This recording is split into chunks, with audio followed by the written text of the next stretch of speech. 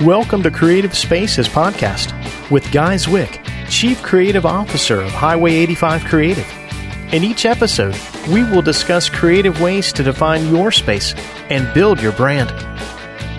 So welcome to a very special edition of Creative Spaces Podcast. I'm here, as always, with my counterpart, Guy Zwick, Chief Creative Officer. And we're joined. Go ahead, Joe. Yeah, we're with Jan. Jan Nelson, Director for the Exhibitor's CTSM program. I am. So welcome to the show, Jan. Thank you. And you're welcome. Can you just give us a little bit about like who you are and what do you do and that kind of start with that? Okay. Well, I got into trade shows by the seat of my pants. I sat by somebody who did them and she left. Right. I knew nothing about it. And my boss says, well, after we made it through those first shows, do you want this job?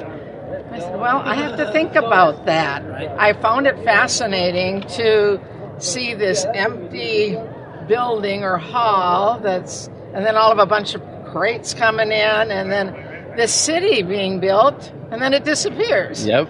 I just found that fascinating. So I said, I'm kind of interested. I was trained as a teacher.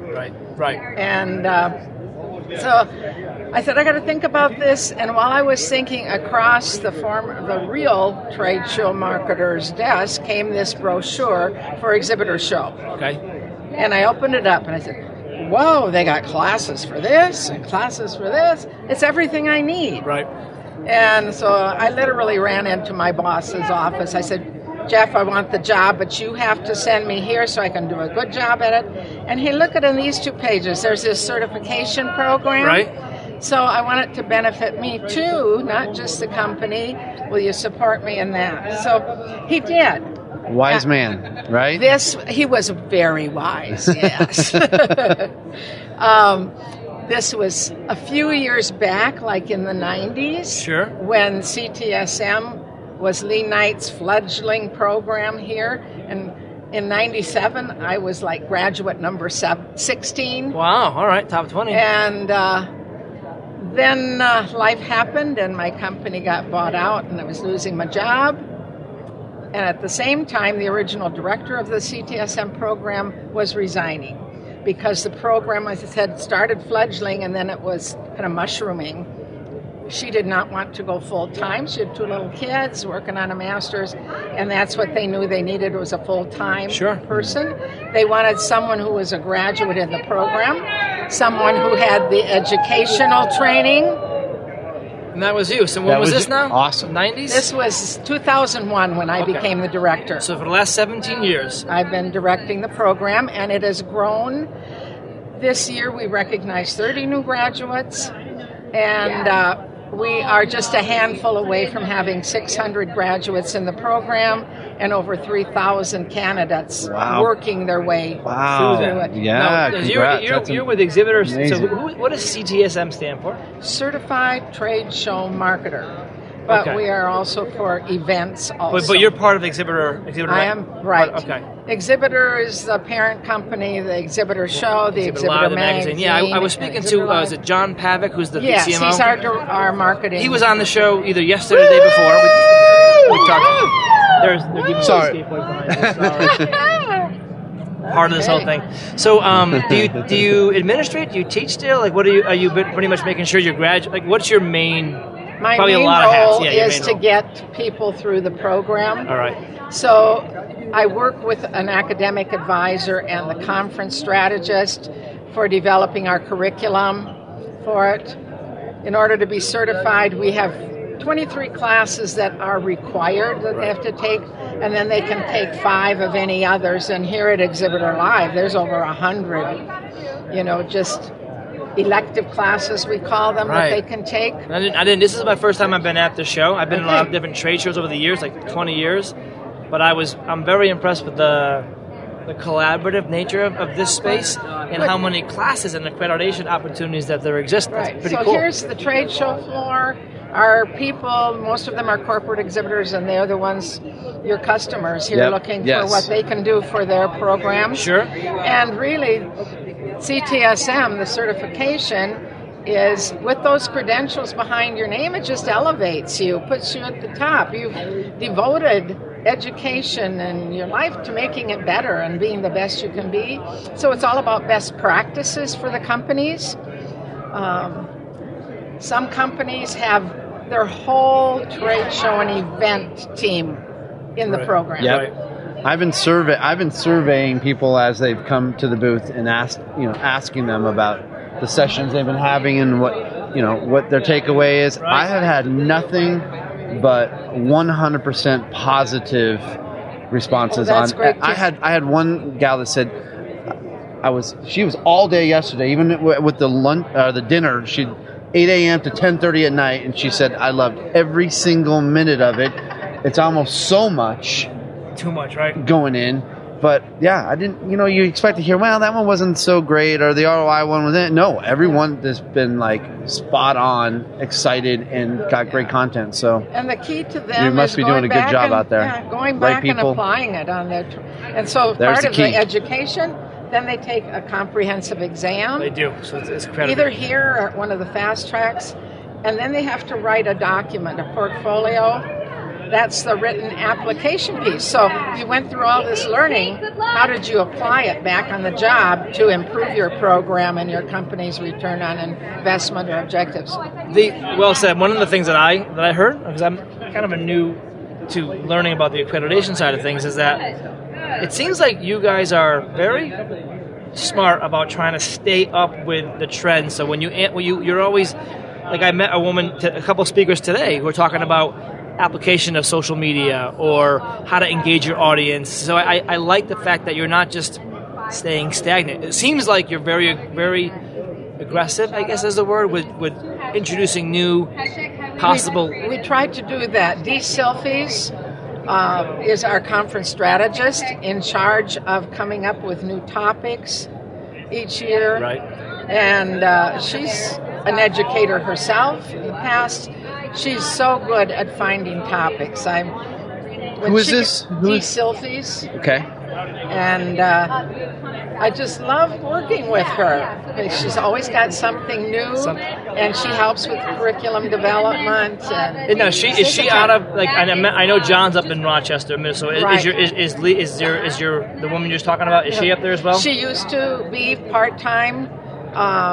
When she worked directly for Exhibitor, right. She contracts with them now. Her home is in New Hampshire. So okay. Really, our conference team that works with the speakers sure. and the sessions, we all work remotely. Dee's in New Hampshire. Sue and Tina are in Chicago. Okay. I'm 8 months in Minnesota, and then I fly south. Where do you go? 4 months. Punta Gorda. Where's in Florida? Okay. On the Gulf Coast, just above Fort Myers. A lot of Minnesotans come to Arizona for the summer too. Right, they do. I have a lot of relatives. Yeah, well, there you go. Yeah. That's so. I've heard a lot of talk about Diamond accreditation or Diamond. Is that what you guys? You have heard? We met a couple of them this week. Okay.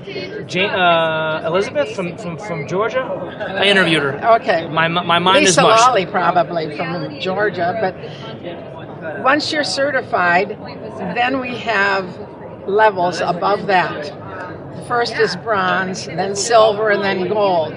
And those you can attain by taking 10 more hours of classes right. after you've been certified. 10 more for bronze, 10 for silver. Oh, wow. Yep. So Yep. But for diamond, they have to work a little harder. They're the leaders in the there's industry. There's only like 9 or 10, right? Total, something like that? 16 now. 16 total, that's right. We got 3 new diamonds this year okay. that were recognized. So a total of 16. Elizabeth, that was her name. Okay. Elizabeth. Yeah. Okay.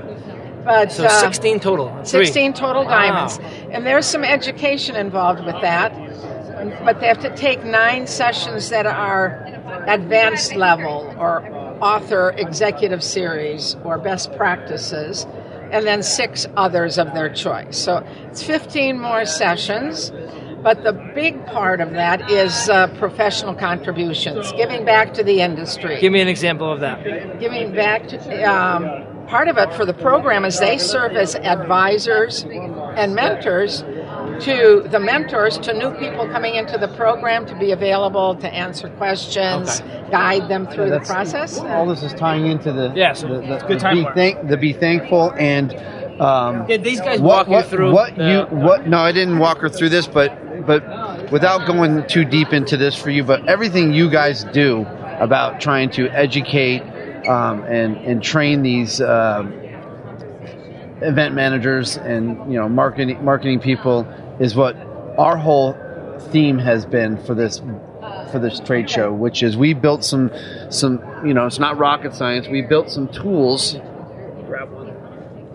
that we've been giving out, because what we've been finding with our own clients is that you get complacent. You start going to these shows over and over, and you just do the same thing, and you're not totally measuring the ROI on the investment. We hear the same things. Trade shows are expensive, and I don't know if we're getting everything out of these shows, but we have to be there because then our competitors will say something, and and we have some really big clients that still say this to us, and we have the little mom and pop candle people who are just like, I don't know.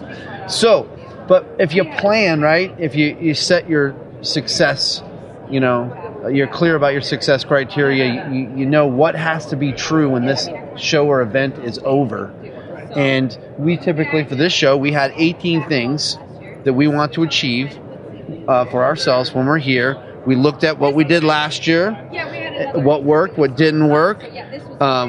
We identified the obstacles and the challenges that we're going to have, and mapping those to our success criteria, knowing our audience terrain, the difference between having a prospect. Have you gone through our program? I haven't been through your program. That's what's. I mean, we're trying to.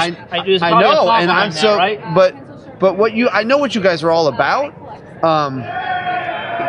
I need to also, besides this tools, push a lot of our clients to get into this program that you guys have. Let's back that up because for trade 1 shows second. are just an amazing space right now. To his point, just because I want to try to wrap this up, because I know you have I can see the light bulb going on. I wanted to hold that thought. The biggest thing is when people decide to go to a trade show. What Guy and Highway 85 what we're trying to do is, before you go, think about why you're going and what has to happen so that when you leave, you go, wow, that was well worth the investment. So it's a lot of strategy up front, and there's a lot of other things involved in there are things that you guys teach.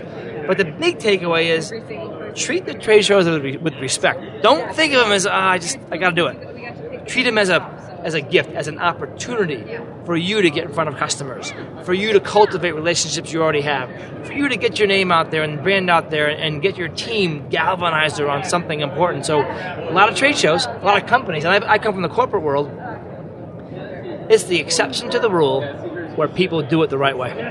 You have to have a star event manager or consultant on the inside, and even then it's sometimes hard to get the rest of the company to buy in. So what he's trying to do with this little, I guess, cheat sheet, if you will, is get our clients to forward think why they're going.